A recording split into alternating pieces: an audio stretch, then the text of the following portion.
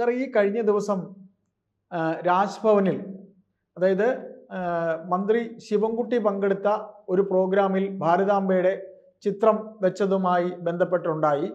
അദ്ദേഹം ആ ചടങ്ങിൽ നിന്ന് ബോയ്ക്കൗട്ട് ചെയ്ത് പുറത്തുപോയി. കുറച്ച് ദിവസങ്ങൾക്ക് മുമ്പ് പി പ്രസാദ് പരിസ്ഥിതി പ്രശ്നവുമായി ബന്ധപ്പെട്ട് ഒരു പ്രോഗ്രാമിൽ ഇത്തരത്തിൽ ഭാരതാംബയുടെ ചിത്രവും വെച്ചതുമായി ബന്ധപ്പെട്ട് വിവാദമുണ്ടായിരുന്നു. അതിൻ്റെ ഒടുവിലത്തെ കണ്ണിയായി ശിവൻകുട്ടിയിൽ എത്തി നിൽക്കുന്നു ഈ വിവാദം. സർ, എന്താണ് സാർ ഈ ഭാരതാംബ വിവാദം? എന്താണ് ഇതിങ്ങനെ അവസാനം ശിവൻകുട്ടിയിൽ എത്തി നിൽക്കുന്നതിൽ ഇങ്ങനെ ഒരു ഉപരിവിപ്ലവം വെറുതെ കിടന്ന് കളിക്കുകയാണ്? അല്ല, അതിനകത്ത് കൃത്യമായിട്ട് രാജ്ഭവന്റെ ചരിത്രത്തിൽ ആദ്യമാണ് ഇങ്ങനെ നമ്മുടെ ഭാരതാംബയുടെ ചിത്രം വെച്ച് ഒരു മീറ്റിംഗ് സംഘടിപ്പിക്കുന്നത്. അപ്പോൾ സ്വാഭാവികമായിട്ടും ശിവൻകുട്ടിയും പി പ്രസാദും അവരുടെ രാഷ്ട്രീയ നിലപാടുകൾ വെച്ച് അതിനോട് വിയോജിച്ചതിൽ നമുക്ക് തെറ്റു പറയാൻ പറ്റുകയില്ല. പക്ഷെ ഓരോ രാഷ്ട്രീയ നിലപാടുകളും, ഇപ്പൊ ശിവൻകുട്ടിയാണെങ്കിലും അല്ലെങ്കിൽ പ്രസാദ് ആണെങ്കിലും, അവര് പ്രതിനിധീകരിക്കുന്ന പാർട്ടിയെ, ഗവർണർ പാർട്ടിക്ക് അതീതനാണ്, പക്ഷെ അദ്ദേഹത്തിന് ഒരു രാഷ്ട്രീയമുണ്ട്. അദ്ദേഹം പ്രതിനിധീകരിക്കുന്ന രാഷ്ട്രീയത്തെ എങ്ങനെ ബാധിക്കും എന്നുള്ളതാണ് പ്രശ്നം. ഇപ്പൊ ഭാരതാംബയുടെ ഒരു വിവാദം ശരിക്കും നമ്മൾ അതിലെ ചരിത്രത്തിലെ പുറകിലോട്ട് പോയാൽ 2014 തന്നെ കാവ്യവൽക്കരണം കേരളത്തിൽ തുടങ്ങി എന്നുള്ളതാണ് വാസ്തവം. അതായത് 2009 നടന്ന പാർലമെന്റ് തെരഞ്ഞെടുപ്പില് BJPക്ക് കിട്ടിയ വോട്ടിംഗ് പെർസെന്റേജ് 9% വോട്ടായിരുന്നു. 2014 വന്നപ്പോൾ BJPക്ക് ഇവിടെ കിട്ടിയ വോട്ടിംഗ് പെർസെന്റേജ് 14 വർദ്ധിച്ചു. അപ്പൊ നരേന്ദ്രമോദിയെ മുന്നേ നിർത്തിയാണ് 2014 BJP തെരഞ്ഞെടുപ്പിനെ നേരിട്ടതെന്ന് നമുക്കറിയാം. അപ്പൊ ഏറ്റവും വലിയ കോൺട്രവേഴ്സി മോദി നയിക്കുന്നു എന്നുള്ളതാണ്. നരേന്ദ്രമോദിയെ മരണത്തിന്റെ വ്യാപാരി എന്നാണ് സോണിയാഗാന്ധി വിശേഷിപ്പിച്ചത്. അതുപോലെ തന്നെ നരാധമൻ എന്നൊക്കെ വിശേഷിപ്പിച്ച ആളുകളുണ്ട്. നമ്മുടെ ദൃശ്യപത്ര മാധ്യമങ്ങള് പരമാവധി മോദിക്കെതിരെ പ്രചരണം നടത്തി. അമേരിക്കയും അതുപോലെ തന്നെ UK ഒക്കെ മോദിക്ക് വിസ നിഷേധിച്ചതിനെ കുറിച്ച് വലിയ ചർച്ചകൾ നമ്മുടെ മീഡിയയിലുണ്ടായി. മീഡിയ ലോകം പൊതുവെ നരേന്ദ്രമോദിക്ക് എതിരായിരുന്നു എന്നുള്ള വാസ്തവം.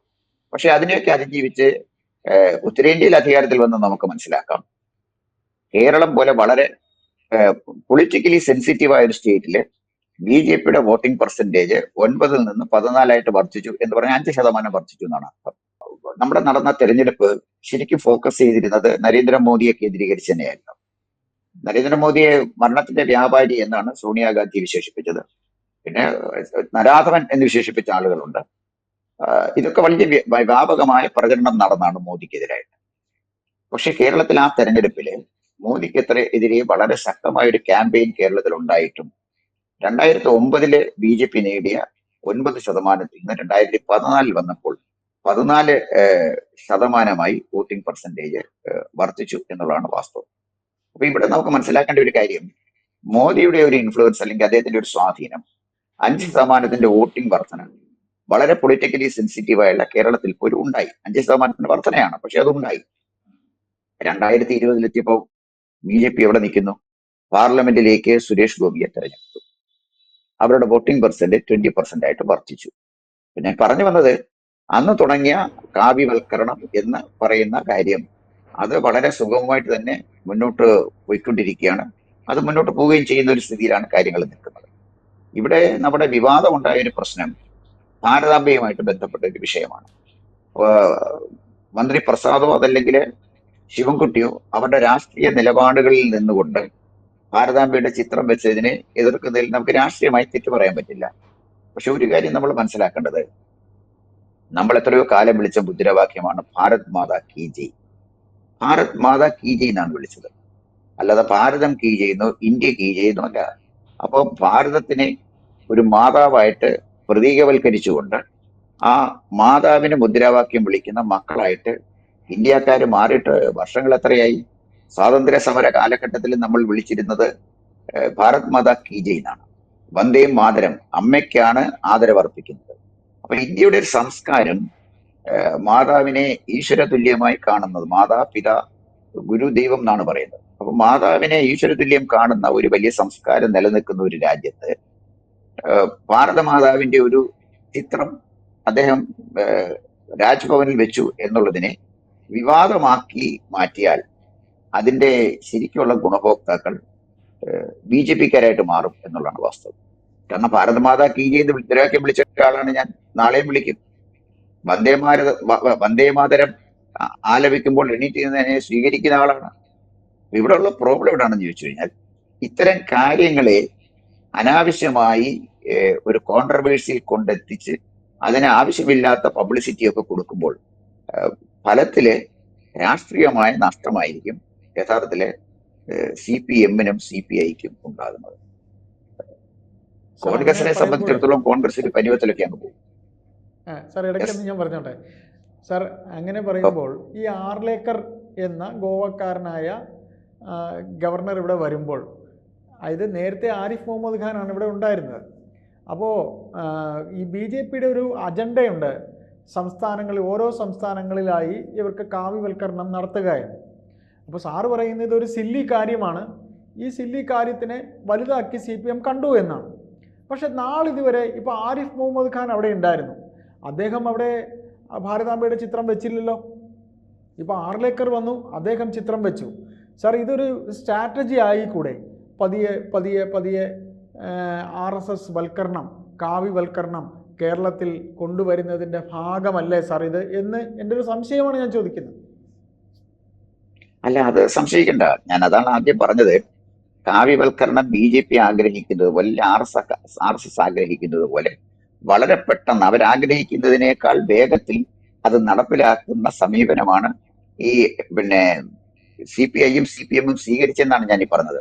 ഇതിനൊരു കോൺട്രവേഴ്സി ഉണ്ട്, നമുക്ക് അതിനകത്ത് പ്രതിഷേധമുണ്ട് എന്ന് പറയുന്നതും ഇതിനെ വലിയൊരു പൊളിറ്റിക്കൽ ഇഷ്യൂ ആക്കി മാറ്റുമ്പോഴും അത് ആ ചർച്ചയ്ക്ക് വരുമ്പോഴും, അതാണ് ഞാൻ അയ്യപ്പദാസിനോട് പറഞ്ഞത്, ഭാരത് മാതാവിനെ ഭാരത് മാതാ കീ ജയ് എന്ന് പറയുമ്പോൾ ഭാരത് മാതാവിനെ കുറിച്ചൊരു സങ്കല്പം നമുക്ക് വേണമല്ലോ. പക്ഷെ ആ സങ്കല്പത്തിനകത്തുള്ള പ്രശ്നം, ബിനോയ് വിശ്വം പറഞ്ഞത് ഭാരത് മാതാവിന്റെ കയ്യിലിരുന്നത് കാവിക്കൊടിയാണ്. അപ്പൊ അവരെ ത്രിവർണ്ണ പതാക കയ്യിലേന്തിയ ഭാരത് മാതാവിനെ അവര് വന്ദിച്ചു, ദേശീയ പതാക ഉയർത്തി.